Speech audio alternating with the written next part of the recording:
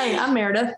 And I'm Stephanie. And welcome to This Is My Circus. We got it right that time. No, we are amazing. Yeah. Do you like this shot of me? I just realized there. Sorry, we had to fix the video. So when we upload these to the Patreon, we are in it. I kind of like this. No, better. you got to get it in. Scoot over.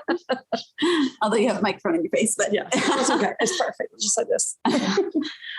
What's up? Oh gosh, so much.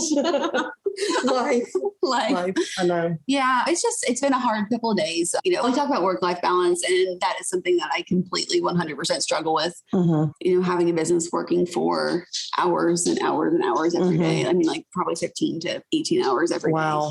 And trying to balance that with spending time with Dylan and, sports and not feeling like a failure as a parent because, I don't spend as much time as I want to, although he's probably happy. He's 15. He doesn't necessarily want to hang out with his parents. I just feel bad that the option sometimes isn't there. Yeah. Okay. So with me working from home with my full-time job, it's very hard to separate job from home because it's all right there. And even though I know you do too, you have a designated office space, but it's in the kitchen. It is, but at least it's like not all over the place. Yeah. Like you've got a spot, and usually when I'm there, I am working in that frame of mind. But still, especially when Jackson was little, and like he'd get home from school, and if he'd be doing homework, and I just keep working and keep going, no matter how many hours I had done. I'd be, oh, he's fine, he's and I just go. So I understand completely trying to balance it all. Yeah. And this week I just felt like a failure. So it sucked. I think we all feel like that sometimes. Yeah, I know. Because before all this, I spent so much time with Dylan. And again, he's 15 now. He doesn't want to spend time with me. Right. No, I mean, he does, but he doesn't. Yeah. He knows you're there, but he's got his own world now. But he's awesome. He'll sit at I've got 2 seats at my desk. And so he'll sit, and as I'm working, he'll chit chat, and, he'll even just sit there and go on TikTok, just sitting next to me. So I have that, still, he's such a mama's boy. And I pray he always will be. I'm sure he will be.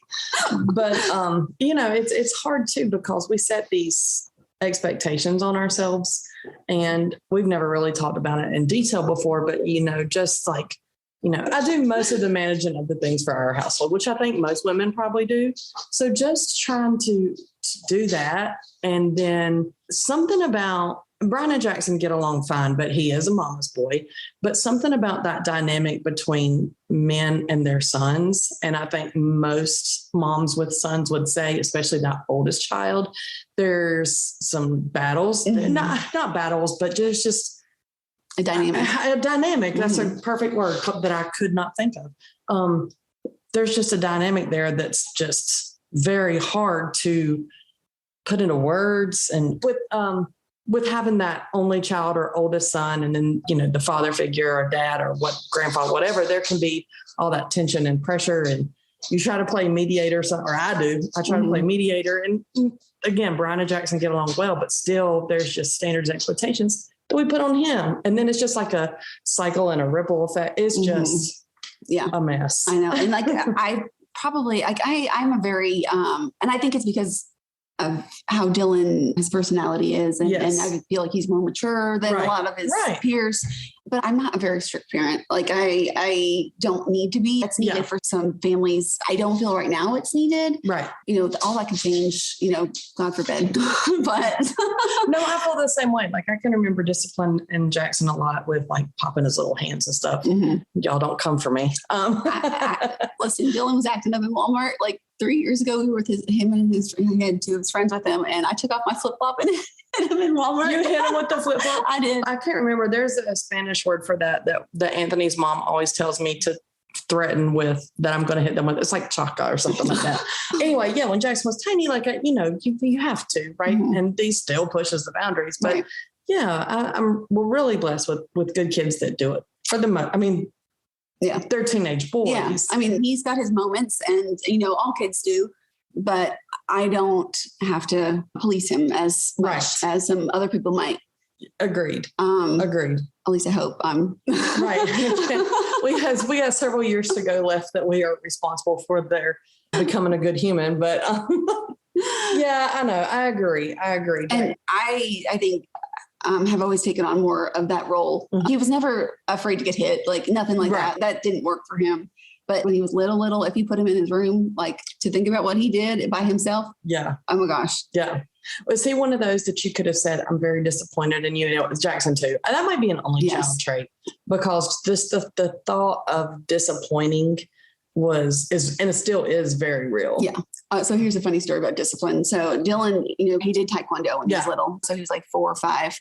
I don't know what he did. I can't remember, but Brandon turned around and like smacked his leg, and the child sparred 4 days a week. Yeah. And so his legs were like immune to feeling. Right. And so Dylan looked down and looked up and just laughed at him. And Brandon's like, get to your room. And he's like, and he just like looked down at his leg and like looked up at Brandon and was like, well, what did I do? What did you do? Well, sorry. So then he went to his room and he was very, very upset because he had to go there by himself. But Well, one of the things that we deal with right now is I'm not Jackson's friend. I am his mom. Brian is his dad, but I like him. So I love him and I like him. So sometimes we push the boundaries with, just probably letting him say things or do things or act a certain way. Same. And sometimes he'll push it too far, or I'm not, or Brian's not in the mood, and he'll continue. And I'm like, that's enough. And, he'll just keep not, thinking this is what we always do. I always, give Daddy a hard time about this, that, or give me, whatever it is. And so it's really hard sometimes to keep that line. Yeah, I know. Because I'm his mama first. Yeah. But I do like hanging around him. Yeah. He's at the beach this week. Oh, lucky dog. With Juicy and Banthony. So Juicy's family went to the beach and invited both of them to go with. So they are living their best life. And I miss him. Like, he just left on Saturday. And I'm like, not that I'd even really be seeing him. I know. It's just the fact that you can't see him. I can't. And I'm obsessively checking his Life 360. Yep. And I'm like, what would I have done, 2 years ago before he, but they're having a great time. Good. They are having a great time. Heather sent me a picture, and all of their heads, they're like riding on a golf cart, and all of their heads were not looking straight. They were all looking to the same side. And I was like, you're looking at girls. Pretty much. I was like, did a blonde just walk by? She was like, actually, it was like a cool golf cart or something. I was like, okay, whatever. So yeah, they are a golf cart with girls on. Yeah. But yeah, they're having a great time. Good. Yeah. Well, I keep saying how I don't have to police Dylan. So Friday night I was sitting on the couch and Dylan had gone to Carowinds with 2 of his friends at 1 o'clock.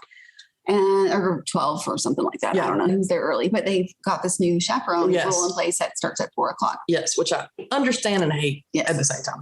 So I was like, well, who are you going with? It's, kids since kindergarten, pre-K. Yeah. I'm like, okay, cool. And so I assumed, which you should never do, that if they were staying after 4 o'clock, it was going to be one of the parents. Right. So I'm sitting on the couch. It was like 9:30 and Dylan's phone rings on my phone and it says Dilly Dilly. And I'm like, hello. And it's a woman. And she's like, are you, I'm not going to mention the other kid's name. Sure. Mom. And I'm like, no. And she's like, well, whose mom are you? I said, Dylan's. And she's like, oh, okay. Well, this is security at Carowinds. And I was like, I thought like either he got hurt. Sure. When you just start saying, whose mom are you? That's So I thought immediately fight or hurt and then fight. Right. And she's like, okay, well, there was an incident. And I was like, okay. She's like, well, Dylan actually really didn't do anything, but he was with the group that did. Well, and they didn't even do anything. Like, it was like so stupid. They got in trouble because of the chaperone rule, really. But this is what started it. Was they were like, there was, I guess, some girls at the slushie stand, and the other kids were, saying like, "Oh, get us a free slushie," something stupid like that. And then one of the kids walked behind, like into the employee section, and so that's when they got in trouble. But the lady was, started off like, well, Dylan is with his friends, and they did. So she's like, well, he didn't. The other kids did. Guilty by association. But, we have a chaperone rule in place after 4 p.m. And one of the kids lied and said that they were 16. And I said, well, was it Dylan? And she said, no. I said, okay. And she said, so he's banned for a year. We just bought the tickets that morning for the season pass, the food plan and the drink plan. And you don't get a refund. Oh my God. So I'm like, can you put Dylan on the phone?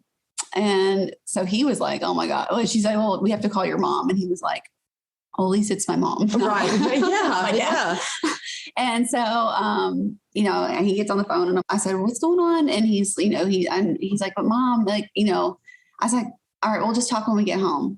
So he was like, oh crap, you know, talk when we get home. Right. So I was texting him. I'm like, well, that sucks. You know, that was a whole lot of money down the drain for one day. I said, I hope you ate at least twice. And all we can do is laugh about it though, right? And so he's like, I'm really sorry, Mom, I'll pay you back with my savings. And I'm like, okay. I said, I'm just going to take this as this is a life lesson for you. I said, I'm glad that it wasn't you that, you know, initiated anything, even though it was like the stupidest stuff. Like, it's not even like something serious or, you know, but you know, rules are rules and whatever. I said, take this as a life lesson and just roll with it. You can't go to Carowinds for a year. I said, I think that's punishment enough. But he's like, are you going to tell Dad? I'm like, well, your dad was sitting right next to me when the phone call came in. So yes. And he's like, is he mad? I'm like, no. I said, like, we both think this is stupid and, you know, take it as a life lesson. I'm not going to punish you anymore. Like, no, like you can't go to Carowinds or Scarowinds or the Winter Festival thing that they do. So I'm like, that's enough of a punishment for me, for you guys being goofy and also knowing that there's a chaperone rule.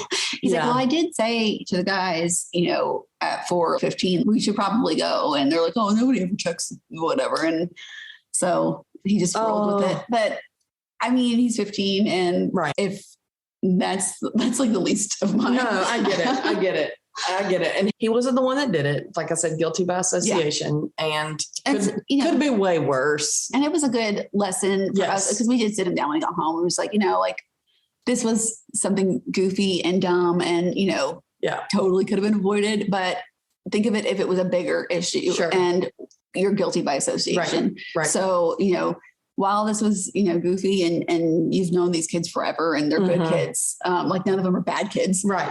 They're just stupid teenage boys. Yeah. That's what they are. So, and I say that with all the love in my heart. No, 100%. So I mean, it was a good opportunity to reinstill. No, that's great. And you're right. Let's use this as a teachable moment. Nobody was hurt. I mean, you're out a lot of money, but I mean, nobody was hurt. Nobody got in a fight. Nobody, it was just a bad choice that with all the stuff going on in the world, like that is, I know. I get it. But you know, he immediately, I'm going to pay you back. And I'm like, don't worry about it. Like that's. Yeah. So I have a Carowinds story too. Oh, let's hear it. So Jackson and several of his friends, I don't even remember who it was at this point, went, they got there at 11, 12, something like that, met up, same thing. I was like, well, another mom will be there because I don't even have a pass, which I guess I'm going to have to get one if I'm going to have to be the mom. But anyway, so they are there. And I told Jackson, I was like, I'll come get you at, meet me right here 4 or 4:10, whatever. I'll get there as close as I can. And he was like, okay, well, I get this text later in the day. And he's like, don't worry about coming at 4. There's another mom here. And, the rule is that like one parent can have like 10, I think, kids under her quote care. And she doesn't have to, or he, parent, adult, whatever, does not have to be with them. They just have to be on the premises. Yeah. And I was like, okay, I mean, sure. Cool. Working away, as I said. They get in the car after I went and picked them up later. And I was like, cool, did y'all have fun? And they're like, yeah, we made a new friend. And there were 3 of them in this particular group that had Jackson and 2 more. And I was like, all right, cool. It was not a hot mom, if that's what you're thinking. Okay. I was like, okay, good. I'm glad you made, whatever. Sure. And so I'm like, oh, well, tell me about this friend. They're like, we met him on Gold Rush. Well, that's a pretty small roller coaster. It's not like one of the big ones that they have that everybody runs to. And I'm like, okay, I mean, I still like that ride. And they're talking about it and And it's like, how old? Who was this kid? They told me his name. And he was like 7 years old. No, Jackson and all his friends are, 14-ish. Yeah. And I was like, okay. And they're like, we hung out with him and his mom the rest of the day. So I don't know if their intention was to make friends with the kid that had a parent there so they could like be their parent or if their intention, it just happened that way because they can be pretty chatty with kids sometimes. Yeah. So I was like, that's actually genius that they did that. Yeah. Cause then and the mom told them when they left, she was like, I don't know the kid's name, but like Junior had such a great day today. He was going to talk about this forever. You know, I'm sure he thought he was super cool riding with the big kids. So I know our kids are not like creepers. Yeah. Yeah. But if that was me, like myself, I'd be like, y'all need to go. Yeah, I know. And I don't know. I watch too much. I know. Same. But you never know. You just never know. But I guess because they were like walking with her and talking to her, she was like, okay with them just standing in line. I mean, I would have been thinking they're going to set my kid up. They're going to leave my kid. They're going to put it something. They're going to bully him or something. I was a little shocked, but then I was like, that's kind of genius for them to have just done that. So he's, like I said, he's out of town for the week, living his best life. I know they went to ride go-karts today and, you know, just here living the dream myself. Are you going on like any good dates or anything? I'm sure we might. Maybe. We'll see. Sam's Club, Costco. Brian was like the other day, let's go somewhere. I was like, I don't want to drive anywhere. Like it's blah. I just get in these funks sometimes where I'm just, like even hard to get out of bed. I have like a mild depression.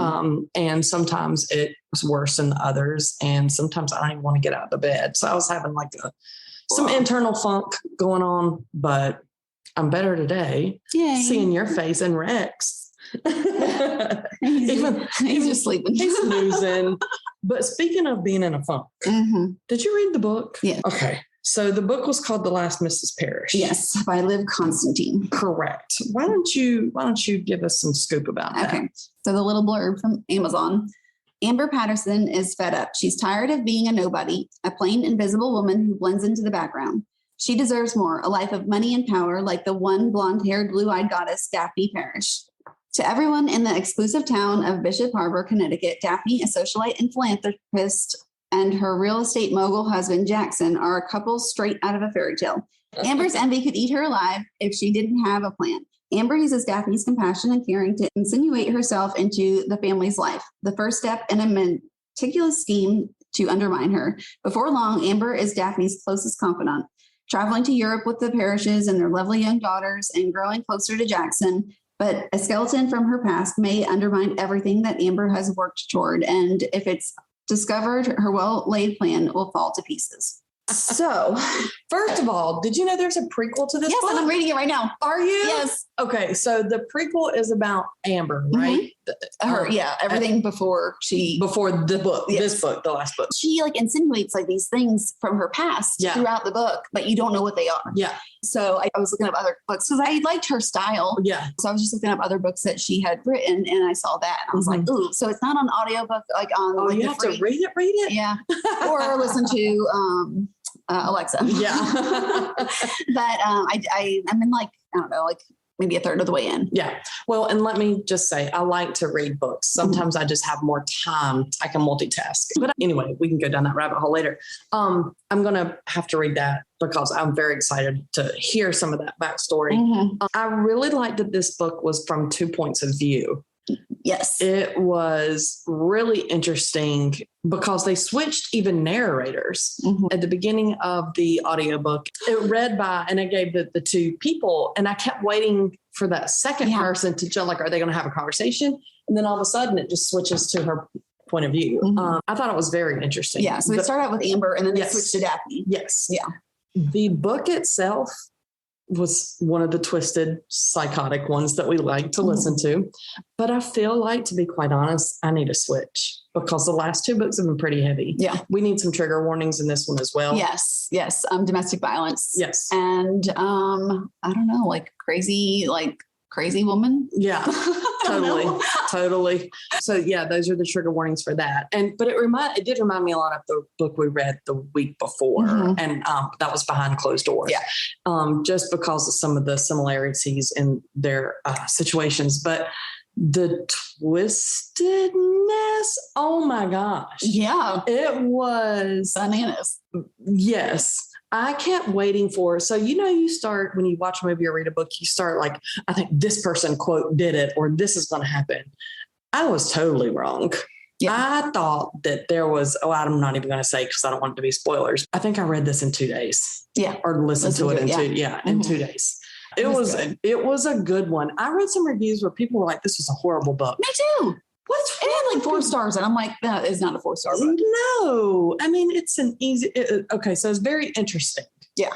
And you just always keep waiting for the next piece of the puzzle. That, without trying to give any spoilers, I know. I'm like, is this for real? Like she's not catching on. Like, you know, is she that naive? You know, like, so I didn't expect it to be like part 2. Right. And I loved part 2. I know. I liked part 2 as well. It just made me like, the first part was, like you said, you're kind of just like, okay, what's the other situation? Like you said, it's from Amber's point of view. So you're seeing everything there and you're really like, what the heck? It's like almost in black and white. And then when you hear Daphne's point of view, it's all the color comes into it.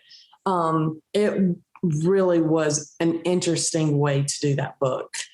So there was a line in the book that it stuck with me, and I actually took a note of it, and it said, and yet she was still being looked down on, still being treated like garbage. All she wanted was the life she deserved. It didn't occur to her that she had gotten it. Ooh. And I don't know, like it just stuck with me. Like, you know, like you reap what you sow. Yeah. That's a pretty good nutshell statement there of her. So Amber's the twisted one. If you guys didn't pick that up, she's the one who's really twisted and manipulative. All of the things, just everything that she did was done with intention. There was a reason behind every move she made. Can you imagine living like that? I mean, I try to be in, you know, with the words I say when I'm talking to somebody, you know, I try to speak with intention, but to every move you make, whether you go to this place for dinner or sit at this chair instead of this chair, like the manipulation that all of that was crazy. Yeah. Crazy. Yeah. It was a great book. It was a good book. If you want that twistiness. Yes. If you like for the Twisted Sisters, I can't TM that because somebody else did. Yeah. The band. But I liked it. It was definitely right up our alley that we like. What we've typically been reading with our genre. You'll like that one. Yeah. I'm going to have to read that prequel next. Yes. And then you actually have to read it. Yeah. So our next book is The Housemaid by Frida McFadden. Yes. Have you found that one? I've been looking for it. I have not. I haven't even started looking for it. Because you've been hooked up on this other one. Yeah. I am excited about that one, though. I don't think it's going to be a light beach read, though, from what the blurbs I've read. I think it's going to be a lot like The Handmaid's Tale. Yeah. That's what I kind of felt like, too. Yeah. Well, have you watched that or read that? I watched a couple of episodes, and I mean, I have to really love something to stick with it. Yeah, I get it. One time, and then to like, it has to be like the best storyline ever. I started watching that like 2 or 3, maybe even 4 times, and I could never get past that first episode. It was just so, but I talked to my sister about it. She was like, it's, you know, try it a little bit more and see if you like it. It was okay. But I'm more of like a Dexter girl. I like Dexter too. I like period. But you know stuff. What? That's on brand. I like Downton Abbey and all that kind of stuff. I like that. Yeah. I think we talked about like Bridgerton, like those kind of shows. Yeah. We've been watching some Friends reruns.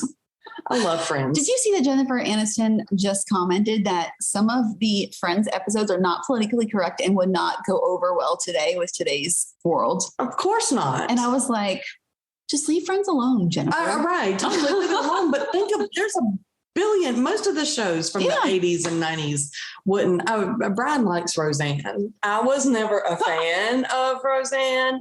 My mom used to say she's so crass, but never a fan. Brian loves her. And like that show, a lot of that stuff is totally not okay to show. But I mean, like you said, almost everything from that time frame. Right. Yeah. And then did you see that The Simpsons predicted the submarine? Yes. Oh my gosh. But I didn't even hear about that until like Tuesday night before I think the deadline for them to come up was Wednesday morning, I think. And I was like fascinated for like those 12 hours. I don't know how I missed it. But that was insanely terrible. Listen, you are not getting me in anything that is controlled by a Xbox 360 controller. I am sorry. It's not even like the new Xbox controller. Okay. Like, no. I was freaking out. I freak out and I love to swim. I love the water. I love the beach. I'll go be the farthest one out in the ocean. But for some reason, like underwater stuff makes me almost have a panic attack. Mm-hmm. Like when they're in, you're watching a movie and they're like diving in a cave. That gets me every time. Ooh. So I guess the thought of all of that was really freaking me out. I'm a certified scuba diver. No, I didn't. Are you really? Yeah. That's awesome. So in college, that was an option for like the PE class. Yeah. So me and Brandon took scuba diving. And so everything up until your open water certification dive. Yeah. In like the YMCA pool. Perfect.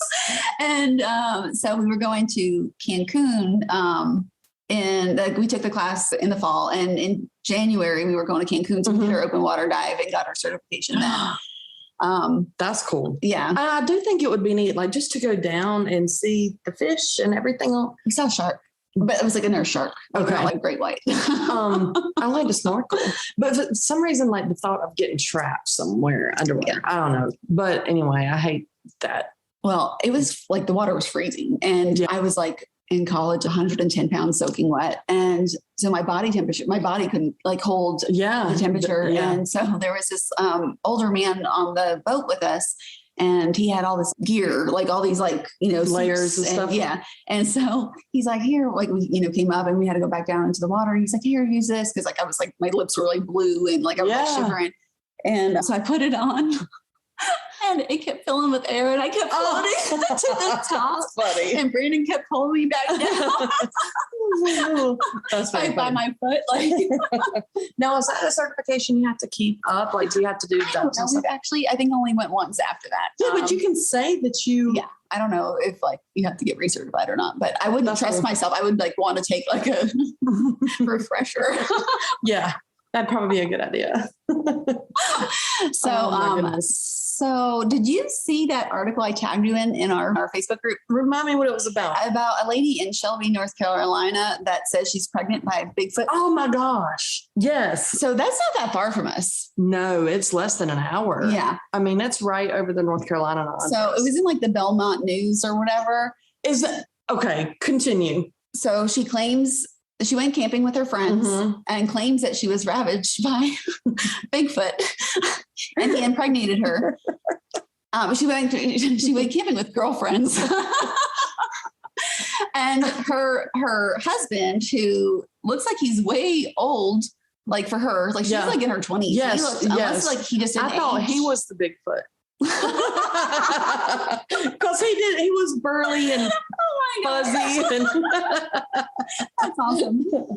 Yeah, so he's definitely country. And like if y'all aren't in our Facebook please go check out this article. It is hysterical. Yes. She says it's the only logical explanation that she can give is that Bigfoot impregnated her. And my husband is sterile, so we thought we couldn't have kids. Now I'm pregnant, and the only way this could happen is if Sasquatch is the daddy. That's logical. That's her train of thought for logic. I hate to think what she would say is illogical. Yes. Hold on. Let me find the quote that the husband I cannot wait. This is amazing. It's like gold. She said that Bigfoot snuck into her tent up there near Lake Lure and had his evil way with her. I believe my wife. We've been married for a long time and she's never lied to me. He's 53 years old, by the way, and she is 24. Well. Yeah. So I just saw it and then I immediately thought of TCO. Because, Lady Sasquatch. Yes. So did she have the baby? Well, no, she's still pregnant. But his closing words, the husband, was, I've got some strong words for that Sasquatch. And he won't like hearing what I have to say. That's for sure. I don't think Mr. Sasquatch is going to care what you have to say, Mr. Burly Man. So the fact that she thinks it was only logical explanation. That's great. Well, I'm pretty logical, but there are a lot of things that I struggle with that I shouldn't. Like I'm terrible with directions. Mm-hmm.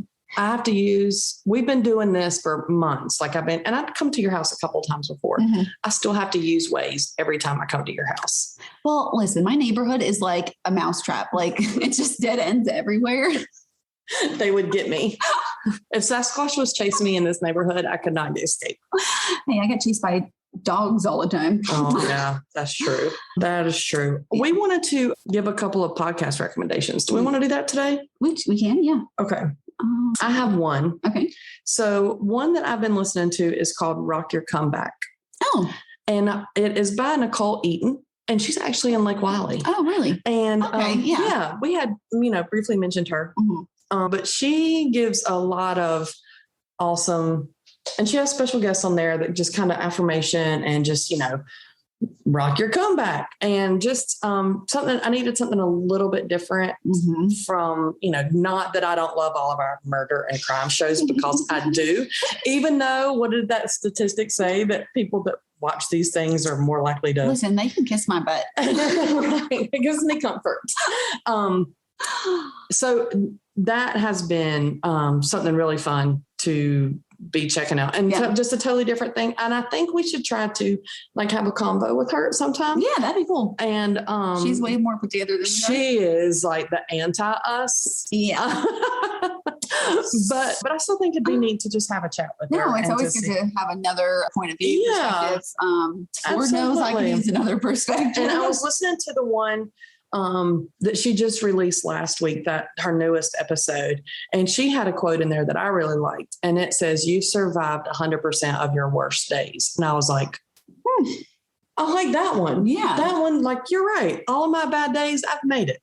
And more bad days are going to come. We're going to be all right. So if you want to listen to another local person, if you're in our area, Nicole Eaton's Rock Your Comeback, I recommend. That's awesome. Again, I would love to have her if we can get her on the show. Totally. I just hope she knows what she's getting into.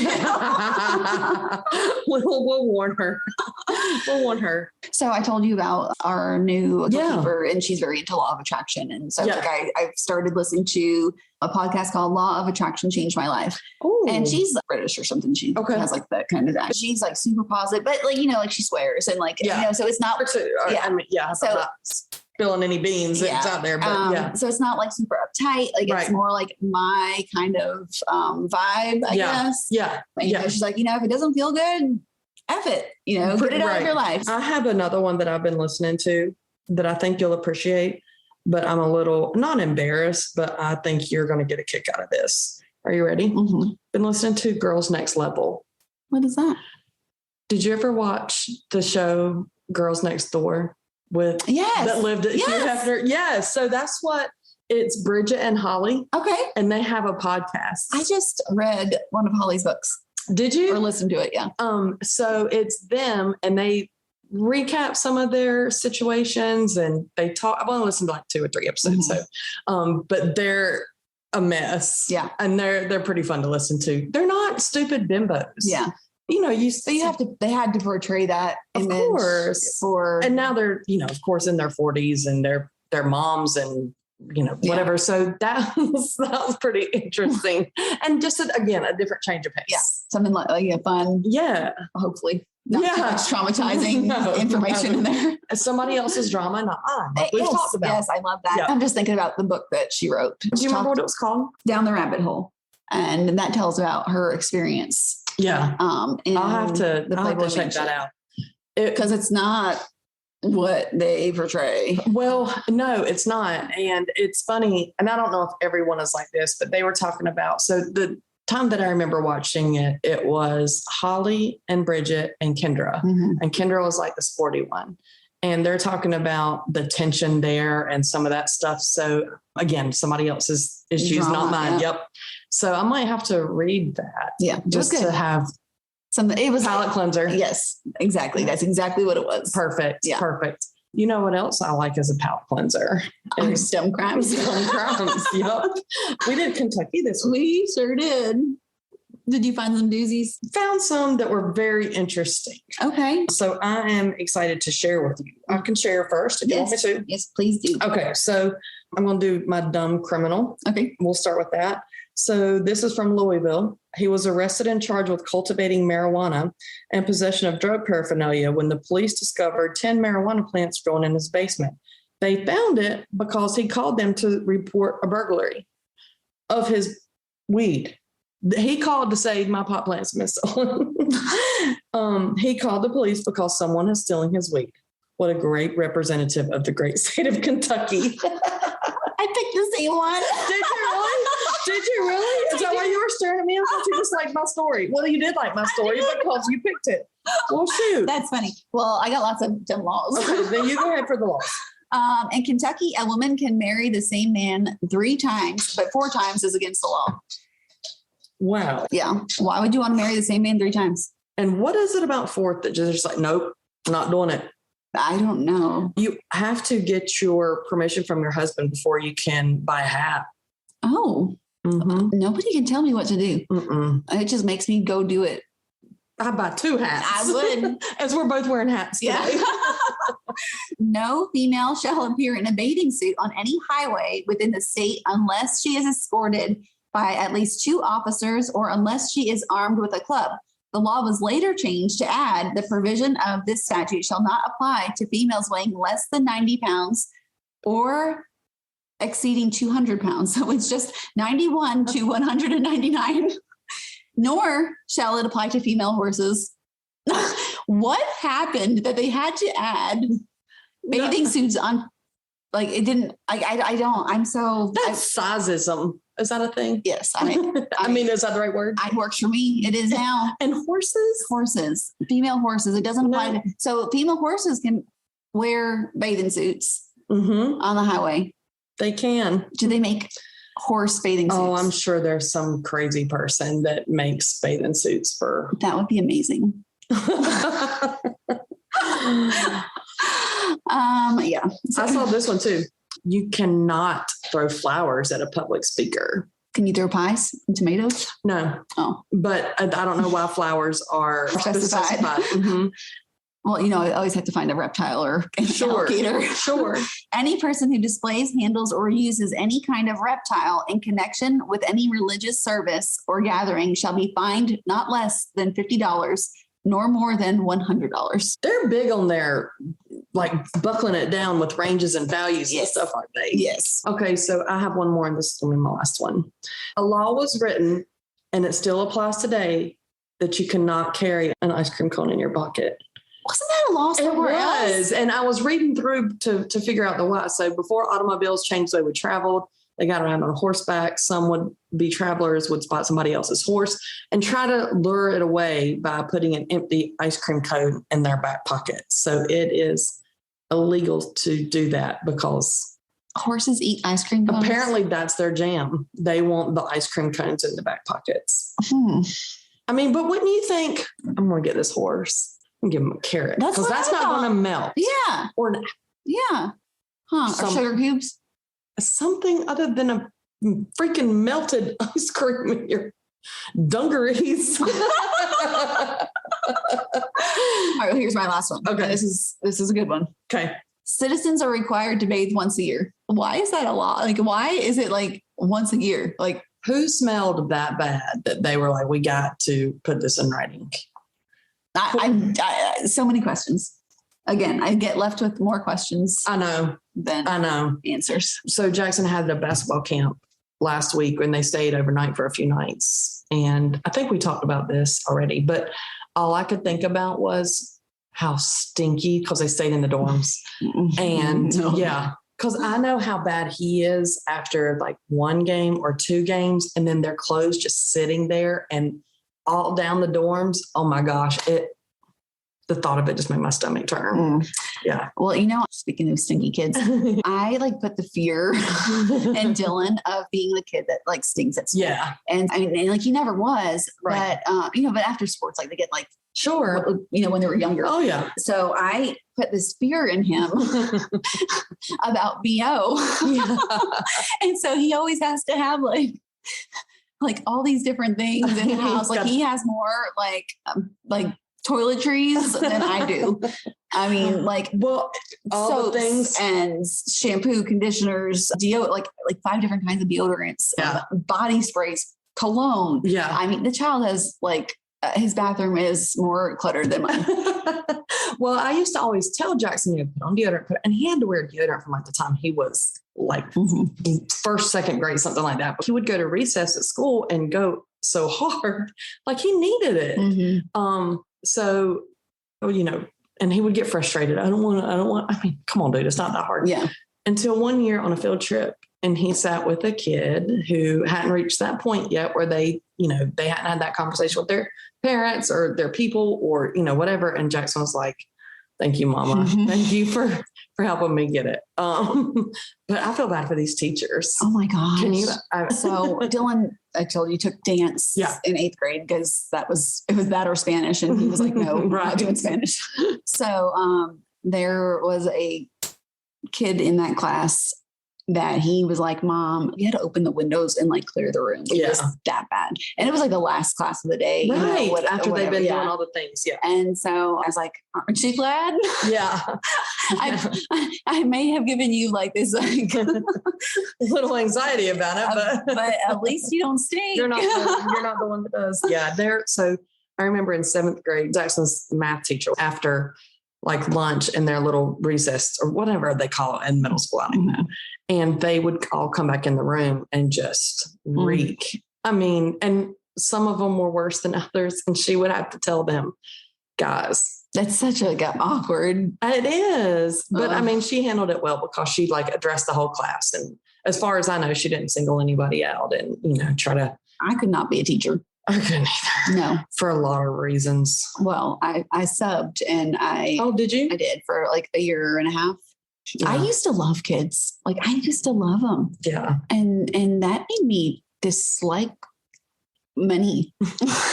Well, I really liked with D2. That was the football program that we helped with. And I got to kind of wander around and talk to other kids and, all that kind of stuff. And I liked that part of it. I did get burnt out because it was the seasons were so long and it was just a lot.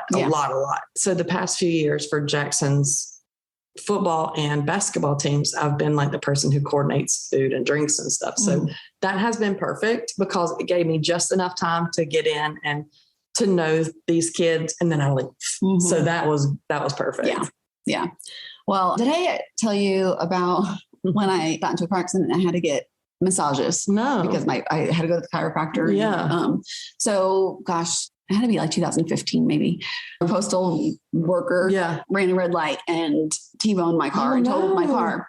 So this is when I was subbing. Yeah. So maybe like, I don't know, a month before that, I was in the class and it was a 1st grade and the kid didn't have free iPad time because he didn't want to do his work during class.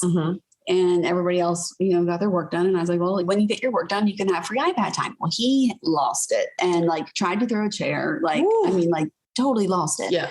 So I called the principal. I'm like, get out of here. Like, I'm a sub. Like this needs to stop. So I go in for my massage a month later after my car accident. And she's like doing the massage stuff. And so she's talking and she's like, oh, like you have kids. I'm like, well, I've got, one. He goes to Greg's and she's like, oh, my son does too. And I was like, oh, I sub there. What's his name? I probably know him. And she says the child's name. Chair thrower. And I was like, nope, don't know him. And never heard of him. She's like, you're really tense today. And I'm like, oh my goodness. Yeah. So, oh my gosh, what are the chances? Right. Oh my God. It was so uncomfortable. That's crazy. And that was the end of your sub career. Well, it ended shortly after that. I went back to State Farm after that. Where you were in good hands. Like a good neighbor. Oh, that's right. I said Allstate. Clip that out. I almost wore my State Farm Sloth shirt today. Oh, cute. Because, my office manager, when we hired another girl, she shared a position with me and one other girl because we were, part-time. And she was like, oh my gosh, Kim is so fast and she's da-da-da-da. And I was like, me and my work bestie looked at each other and we were like, I was like, I guess we're just sloths. So it became this big joke with the sloths. And so we went on a work trip to the mountains. Yeah. And I've got a shirt made that said State Farm Sloth. Perfect. Perfect. I like that passive aggressiveness, ma'am. I'm the queen of that.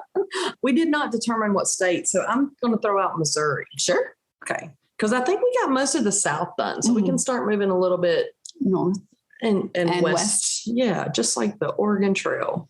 Oh, Lord. What was that game?